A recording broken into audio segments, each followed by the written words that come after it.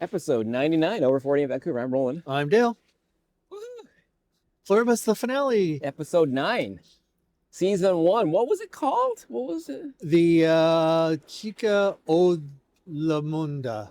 That's horrible Spanish. Well, what does it mean? The woman or the world. The woman or the world. As in, Carol, you have to choose. Right.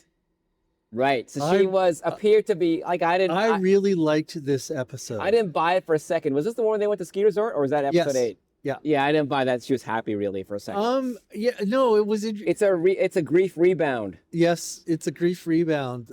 She was in a bad place.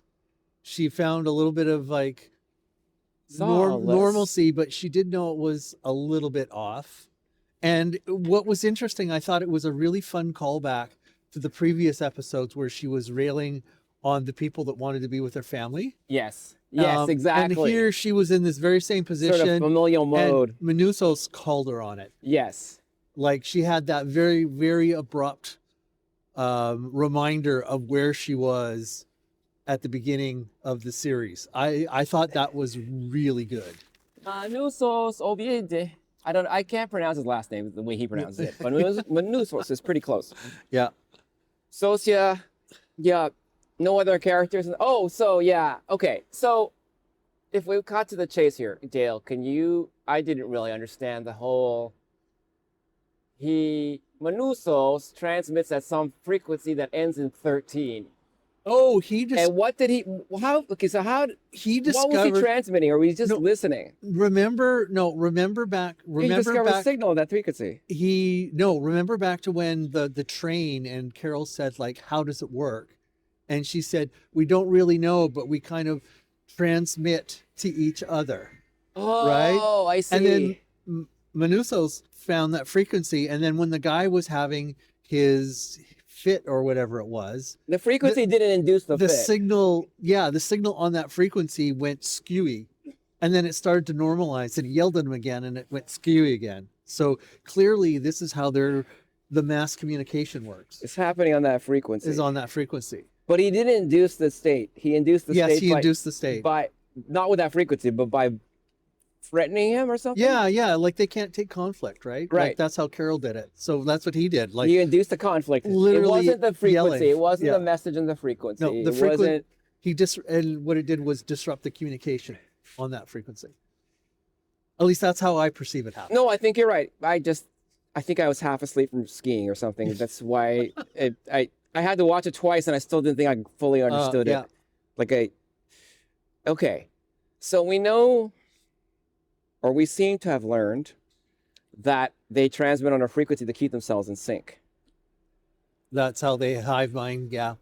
And when they have a fit now an extra piece of fact is that when there's a fit, the message, whatever signals on that frequency goes screwy. They change. So clearly when they're disrupted, the pace of the signal changes, which is indication, cause and effect that is the frequency that is going between them. So what if you jam that frequency? Well, that's what I had thought. That's going to be the interesting cross-country ski and stupor, I thought he had jammed the frequency. Or he didn't do that. He didn't transmit. That is the next step. He was just receiving and looking at a waveform. Yes. In real time, like an oscilloscope, that's like a sine wave, that's radio wave. That's my understanding. Yes. Yeah. Yes, and as a radio person, I think you would have a more keen eye for that. Yeah.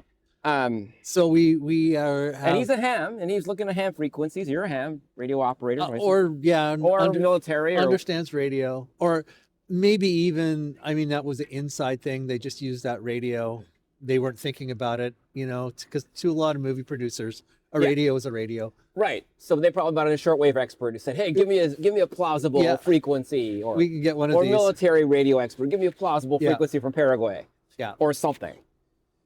Okay. So so he has not other than inducing conflict, he didn't actually try to disrupt with radio. I don't believe so. No, I didn't see anything when they were doing that, and he certainly didn't do it before because he didn't know. He just found this thing and he had no idea. It wasn't until the idea he got from Carol was he could interact with them and learn stuff, and he did. Yeah, I thought The other callback that was really fun was when after the disruption, when the phone rings and it's like, I can tell you who that is. You don't have to. It wasn't me. It's Lash Me. She's strong, but maybe she's just like a caricature. Yeah. On purpose, a caricature. And well, and you know, the other thing that told me was she hasn't taken the deal yet either to become part of the hive mind. Right. So that woman who took the deal in Paraguay or Central America, that was a teenage woman. So teenagers don't have it? They have to accept it? No, there was like 10 people. No. She was one of the 11. She was one of the original 11. It was one of the original. And they figured out how to do it. And you can see that this girl who was like the only person left out in this remote village who's a teenager, would take it unequivocally. Yeah. It was interesting after she was converted with the fumes, with the mysterious fumes that she ignored the dog or the lamb. The lamb. Wasn't that a great scene? Like it's all kumbaya and they're singing and she inhales it and then she has the reaction and then boom, it's quiet and they just clean up and leave. Open the thing and that poor little goat is running after her. That's very dark. It was. In its own way. Like you're sniffing out the life of that village when every single person is converted. There was, to the hive leaving mind. Those poor animals, I mean, they're going to die, right? Those are domestic animals. They're not going to live. Right. Which seems a little cruel. So, what's going to happen next season? Let's give some probably wrong predictions. The mic drop at the ending. Well, what's that? An atom bomb. Right, but there's over 6 billion people left. One atom bomb is only going to kill at the most 10 or 20 or 50 million. And they're already out of town. So I mean, it'll be a radiation cloud. But the interesting thing. Where's she going to go with that? Because she can only kill 10 million or 20 million or 50 million. I read some stuff, and Gilligan is just leaving it completely.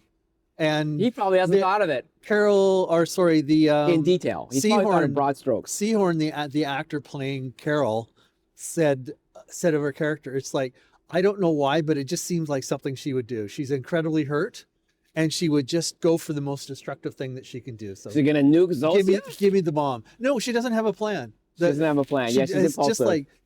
Give me the. She's got a temper. But the interesting thing about an atom bomb, EMP, baby. So not the whole world, obviously, but EMP disrupts radio. Right, so that'll disruption. So that will disrupt the heartbeat frequency at 13, something dot 13 for a little while, only for. So they may have it, but they may have a disruption in their union. The others. What's the official name for it? The others. The others. Yeah, they've been calling the others. Hive mind. They may have a reception, a localized to the blast radius of the hive mind. I couldn't believe how awkward that first meeting between Carol and Manousos was. That was great. Do you have an umbrella? It's like, oh, they're going to get together. What's going to happen? Oh my God, they're going to kill each other in the house, or they're not even going to talk. Yeah, that was so funny. Yeah.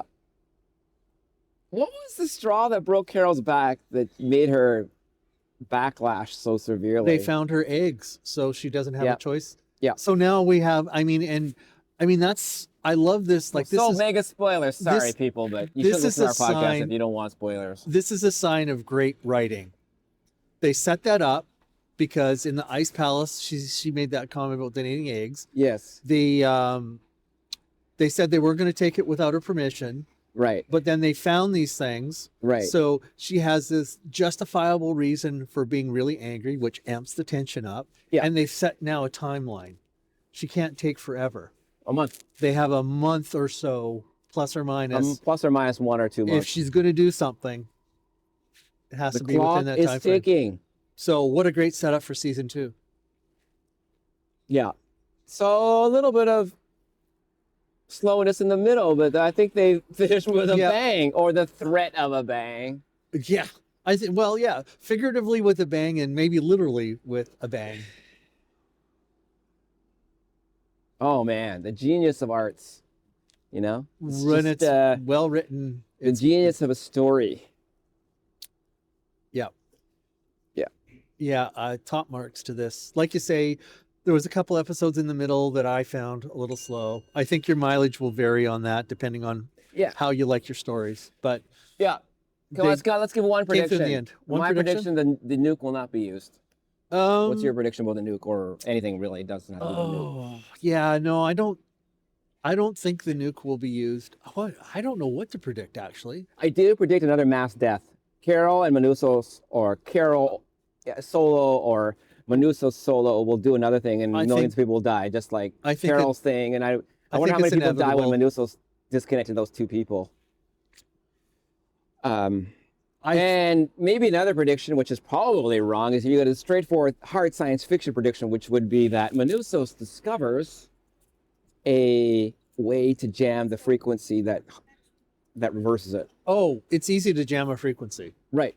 But maybe send a signal that reverses it. So first off, jam it to get them in a flight state. Then second, reverse it via signal, a message on that frequency. It would take some backflips to actually reverse it because it's a biological change. So what did that mysterious gas / It's the virus. Oh, it's the virus. So that's not reversing it. That's doing it. It's the adopted virus that caused it in the first place. Yeah, I clearly was not awake when I was listening to this episode. When I watched this episode. I think that one of the things I really like about this series is I can't make pat predictions about what's going to happen. I'm pretty sure that the things that I just predicted are totally 100% wrong. They will use the nuke, or many people will die, but not in a way that is linear, or that's not linear, but I think the probability of the ending, and I'm by no means certain. But 9 more episodes apparently. The probability that the ultimate ending will be that they will break the hive mind and then they will regret it. Yes. Like it's not going to be 100%. This is good. Yes. I'm fairly sure that's where they're going. Yeah. Yeah, because so many people were unhappy before they became part of the others. So it makes sense, right? Yep. Oh, well, Happy New Year and a good roots. Yeah. Bonne année. Hope you're having a good holiday. Happy New Year. And we will see you in the new year. Not talking about Pluribus, because there won't be any Pluribus for at least 6 months, if not a year. Maybe Roland's cross-country skiing. It's cross-country ski season. Or riding in the cold. Damn it, I have so many layers on. Yeah. Yeah, it's not that cold. So, I mean, it's cold by Vancouver standards. Happy holidays. Have a good new year. Ciao, cheers. Take care. Bye-bye.